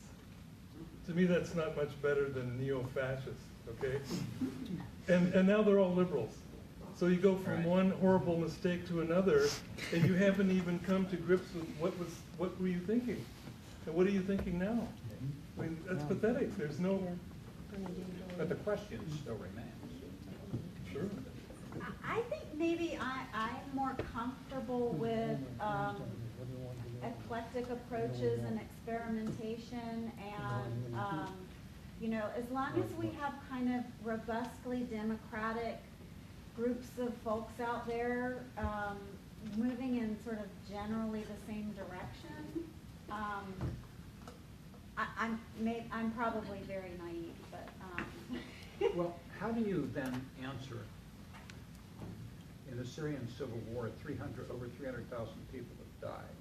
In the U.S. attack on Iraq by George W. Bush's administration, in the years of that war, the second war, the excess mortality rate in Iraq was over 1 million people. There were over 1 million widows. There were 2.5 million people displaced from their homes to other countries. This is terrible human tragedy. So in the United States, we talk about doing this and doing that, or having an eclectic approach, but we ignore the effects of our own country on these other peoples. Mm-hmm. And that seems to me, and that's why what Adorno would call a dialectical approach, that recognizes these relationships and reverberations, would seem to me to be necessary. But that doesn't mean that we have to sort of all subscribe to one overarching theory. That's what I'm getting at. No, it doesn't. I do have one, I think that the topic, the question is a really big one, and it's important. So I just want to say one little piece of it that I do think that's important, that's overlooked a lot, is, you know, and like the gap between theory and practice. I think one arena of struggle that we overlook is the university, because it's not just for students, it is for professors and faculty as well, and all sorts of folks. Like today, I was recently reading an interesting piece by David Graeber, who I encourage folks read, particularly on this topic, about the gap between theory and practice. And the whole essay is about the bureaucratization of the university. And in '68, and the New Left in particular, they had a deep critique of bureaucratic administration. But they were like not even dealing with the degree of bureaucracy that we deal with today. It is so much worse. To the point that Graeber points out, you know, the way that professors get funded today, the way that they get grants for anything, or they actually get tenure, is through just basically lines on their CV. And if somebody like Einstein were to be in the academy today, he would be broke. He would never get a single grant for any of the inquiry that he wanted to do, because it's not seen as profitable, it's not like seen as publishable immediately. The qualitative research and work that used to be a space somewhat available for a lot of people is totally dominated. So I think that that's just one small piece. I think there's so much more to it, but I do think one thing that can help with the gap between theory and practice would be reclaiming universities, or maybe not reclaiming them, but taking them over. Transforming it. Transforming it, exactly. Can I just add something to what he said? Can you have a response that you want to bring back? I had a follow-up question. Follow-up to this, yeah. There's sort of this strange specter that I heard from all the panelists of Marxism-Leninism that we haven't really touched on, but I wonder what the panelists think about like the accomplishments of Marxism-Leninism. The what? The accomplishments, such as, you know, the Russian Revolution, and that many of the movements of the '60s were basically taking from Marxism. That's just a tremendously complicated historical question, but I've done a fair amount of reading on this. I think this is where you're going to see the claws come out, to be honest. How about the gulag? And I mean, it's hard to go through the history of it. I mean, it's impossible in a short period of time. But basically, once Stalin takes power, and you get through the 30s and into the time of the Great Terror, which is 36 to 38, when 861,000 people were executed, and over 2.5 million were sent into prisons. That's the great period of repression, violent repression in the Soviet Union, and that's just, I mean, that's just unforgivable. That's just completely unforgivable. And so there were some accomplishments. True, there was women were far more equal in the Soviet Union than they are today in the United States, for instance. But that period of terror and execution and sending people, often the most creative people around, to prison, and prison conditions were really terrible. Well, they always have been in Russia. Chekhov wrote a really interesting book about that. But this it seems, for me personally, this is unforgivable. And so, and it has nothing to do with Marxism or socialism. It's historically kind of determined, I think, in a number of complicated ways, including the rise of fascism and Nazism.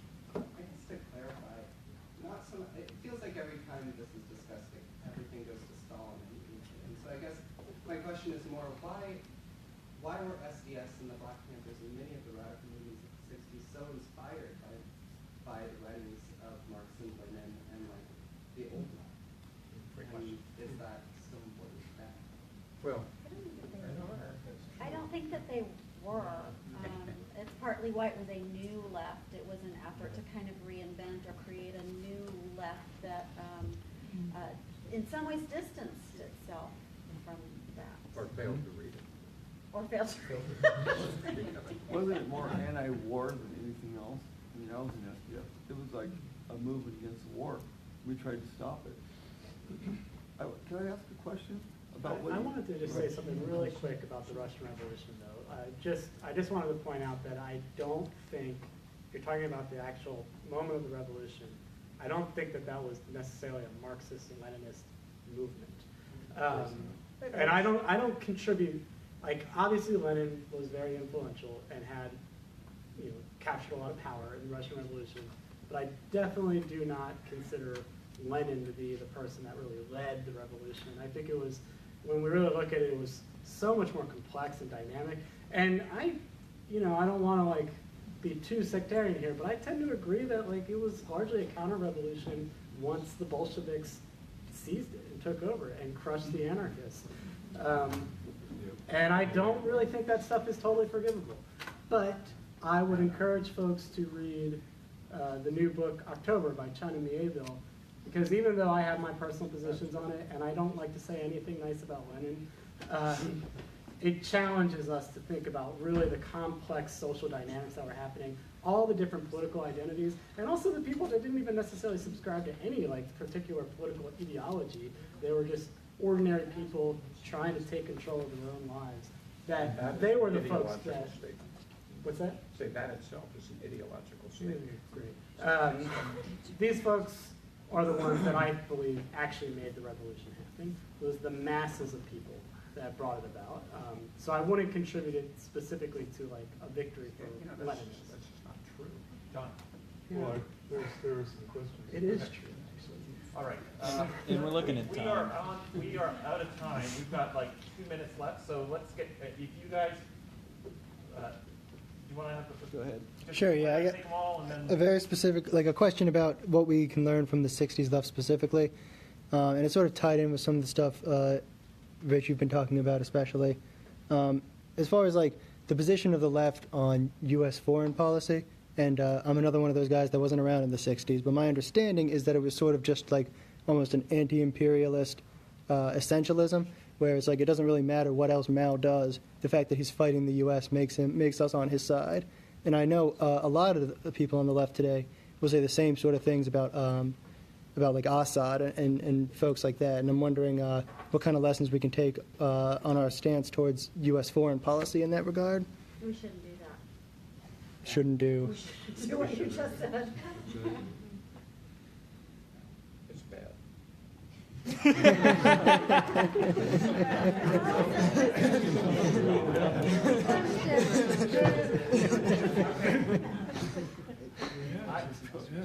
Okay, this will be the last point, and then we do Okay, have to you wrap all up. guys forgot that 68 was also in Europe, and my mom, who's with me here now, she was in Yugoslavia, and she took part in 1968. That's one point, and I wanted to, when you said how students and professors have been here at the university, I'm a working class at this university, and we have so many managers who are so much better paid than we are, and when we try to do something, our union doesn't help. So I want you guys to know that it's really, really hard to do anything. I am currently suspended because I spoke against my managers. So do you see, and I know, but do you see how hard it is to do anything? It's really a very big struggle. And I want you to know this university is not really a friend to the labor force. I'm sure you knew that. To me, it's like classified employees. And I didn't mean to forget about mentioning that. Yeah. Okay. Okay, that's it. We thank you very much for coming out.